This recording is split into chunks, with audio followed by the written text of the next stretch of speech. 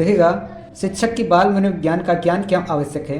देखिएगा, यदि शिक्षक को अपने कार्य में सफल होना है तो उसे बाल मनोविज्ञान का ज्ञान होना चाहिए। ठीक है, ये पहला क्वेश्चन इंपॉर्टेंट है, ये जरूर बीटीसी में पूछा जाता है। ठीक है, तो चलिए अगले क्वेश्चन की ओर बढ़ते हैं। अगला है बाल्य अवस्था की प्रमुख 2 विशेषताएं लिखिए। तो पहला है जिज्ञासा की प्रबलता, दूसरा है नैतिक गुणों का विकास होना चाहिए। ठीक है, देखिएगा तीसरा क्वेश्चन है बालक में विस्मृति कम करने के 2 उपाय बताइए। तो पहला है सारी बातों को नोट कर लेना चाहिए, दूसरा है एक दिनचर्या का पालन करना चाहिए। ठीक है, तो चलिए अगले क्वेश्चन की ओर चलते हैं। रुचि का शैक्षिक महत्व लिखिए। तो रुचि सीखने की वह दशा है जो अध्यापक और विद्यार्थी दोनों के लिए आवश्यक है।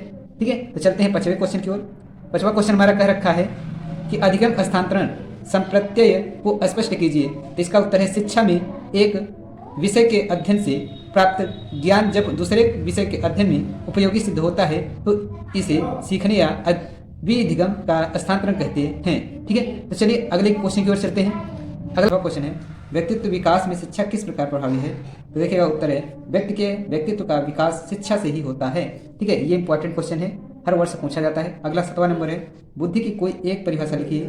तो देखिएगा आंसर वह मानसिक शक्ति है जो वस्तुएं एवं तथ्यों को समझने, उनमें आपसी संबंध खोजने तथा तर्कपूर्ण ज्ञान प्राप्त करने में सहायक होती है।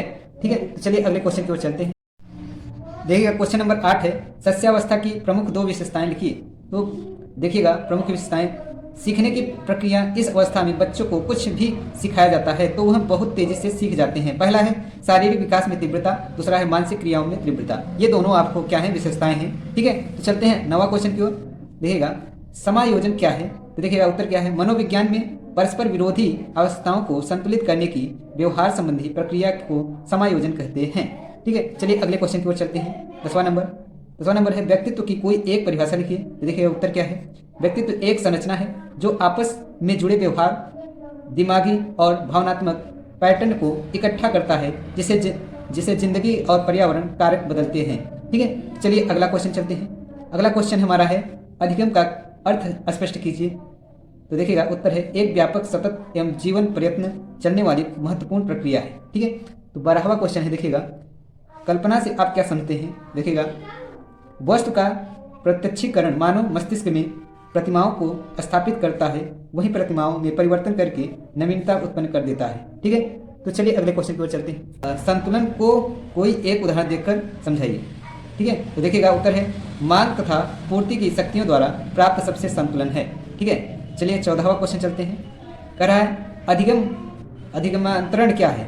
अधिगमांतरण क्या है, तो देखिएगा उत्तर है विषय के अध्ययन से जो प्राप्त ज्ञान जब दूसरे विषय के अध्ययन में उपयोगी सिद्ध होता है तो इसे सीखने या विधिगम का स्थानांतरण कहते हैं।